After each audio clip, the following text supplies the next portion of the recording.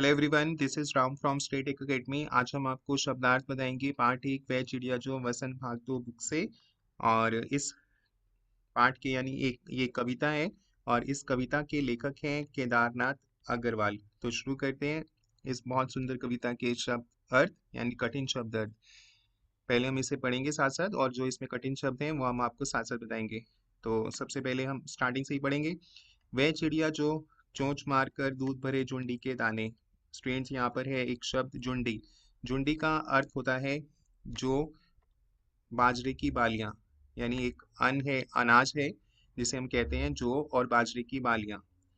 रुचि से रज से खा लेती है। तो यहाँ पर एक शब्द आया रुचि। रुचि का अर्थ होता है स्टूडेंट्स की पसंद, कि अब जो ये जौ और बाजरे की बालियां हैं चिड़िया को बहुत ही पसंद है। रस से खा लेती है। अब यहाँ पे शब्द आया रस। तो रस का अर्थ होगा स्वाद। अब इनका जो स्वाद है, जौ और बाजरे की बालियां जो है, जो कि अन्न है, अनाज है, उसका स्वाद उन्हें, इस चिड़िया को बहुत ही पसंद है। उसकी रुचि इस जौ और बाजरे की बालियों को खाने में। वह छोटी संतोषी चिड़िया। अब यहाँ शब्द आया संतोषी। संतोषी का अर्थ होता है सब्र करने वाली, धीरज धरने वाली, धीरज धीरज वाली। यानी इस एक ये ऐसी चिड़िया है, इसे जितना भी जो भी कुछ खाने को मिल जाए, यानी जो बाजरे की बाली जितनी भी मिल जाए, वो उसी को खाकर, उन्हीं को खाकर वो संतुष्ट है। इसलिए इसे संतोषी चिड़िया कहा गया, सब्र रखने वाली, धीरज रखने वाली चिड़िया। नीले पंखों वाली मैं हूँ, मुझे अन्न से बहुत प्यार है। और यहाँ पे शब्द आया अन्न। तो अन्न का अर्थ होता है अनाज। अनाज यानी जौ और बाजरे की बालियां जो हैं उसे बहुत ही पसंद है। उनका स्वाद उसे बहुत पसंद है, उसकी रुचि उसे खाने में है और उसे वो जौ और बाजरे की बालियों को यानी अन्न को रस से खा लेती है, यानी स्वाद से खाती है। और अब हम आगे पढ़ेंगे। आगे काव्यांश है वह चिड़िया जो कंठ खोलकर। अब यहाँ पे शब्द आया कंठ। तो कंठ का अर्थ होता है गला। बूढ़े बन बाबा की खातिर। वन का अर्थ होता है जंगल। रस उड़ेल कर गा लेती है। रस उड़ेल कर का अर्थ होता है मधुर स्वर में। और अब जो ये चिड़िया है वो अपना गला खोलकर बूढ़े बन बाबा की खातिर, यानी जंगल में जो बरगद के पेड़ होते हैं वहां पर वो बैठती है और रस उड़ेल कर यानी कंठ, अपना गला खोलकर रस उड़ेल कर मधुर स्वर में वो गाती है। वह छोटी मुंह बोली चिड़िया। वह छोटी मुंह बोली चिड़िया, मुंह बोली चिड़िया भी कहा गया है इस चिड़िया को लेखक ने। मुंह बोली का अर्थ होता है बोलने से नहीं झिझकती, किसी से भी बात करने में वो नहीं झिझकती।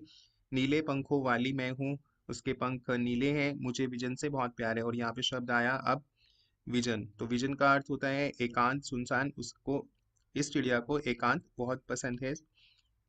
और अब आते हैं अगले काव्यांश पे। वह चिड़िया जो चोंच मारकर चड़ी नदी का दिल टटोल कर जल का मोती ले जाती है। यहाँ पे अब शब्द है चड़ी नदी।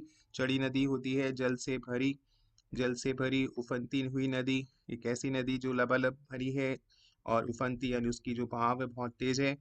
जल का मोती ले जाती है उस नदी से। और चड़ी नदी का दिल टटोल कर। तो यहाँ पे एक और शब्द आया टटोल कर, यानी खोज कर। अब वो चिड़िया जो है उड़कर वो उफनती हुई नदी के पास जाती है जो जल से लबालब भरी हुई है और उसका वो पानी पी लेती है। उसको टटोल कर देख लेती है कि इस ये जल जो स्तर है, यानी ये इस कितनी गहरी ये नदी है और कितनी इसका भाव तेज है। तो उसका दिल टटोल लेती है और जल का मोती ले जाती है, यानी जल। अब इसमें शब्द है तो जल का अर्थ हुआ पानी। तो यहाँ पर वो चड़ी नदी का अ, दिल टटोल कर, यानी चड़ी नदी का पानी जो है वो पी लेती है, जो कि उफनती हुई नदी है, लबालब भरी है। और वो देख लेती है कि ये नदी जो है वो लबालब भरी है और फिर भी उसके पास जाकर वो अपनी प्यास बुझा लेती है। वह छोटी गर्वीली चिड़िया। अब यहाँ पर एक गर्वीली। गर्वीली का अर्थ होता है गर्व या गर्व। गर्वीली, गर्व या अभिमान से भरी, उसे अपने आप पर गर्व है। वो इसे उसे इस बात का गर्व है कि वो अब बिल्कुल भी नहीं डरती है कि जो नदी है वो फनती हुई नदी है, जल से लबालब भरी हुई है। तो उसका डर उसको बिल्कुल भी नहीं है। वो उसके पास जाती है, उसका अंदाजा लगा लेती है और फिर उस अपनी प्यास बुझाती है। तो इसलिए कवि ने इस चिड़िया को एक छोटी चिड़िया, इतनी छोटी होने के बावजूद भी उसे गर्वीली चिड़िया कहा है कि गर्व, वो अपने आप पर गर्व करती है। नीले पंखों वाली मैं हूँ, मुझे नदी से बहुत प्यार है। और इसके पंख आप देख सकते हैं नीले हैं और मुझे नदी से बहुत प्यार है और उसे नदी से बहुत प्यार है। तो स्टूडेंट्स, ये थे इस कविता के शब्दार्थ, कठिन शब्दार्थ। Thanks for watching, learn more, do like, subscribe, comment and share. Bye and have a good day.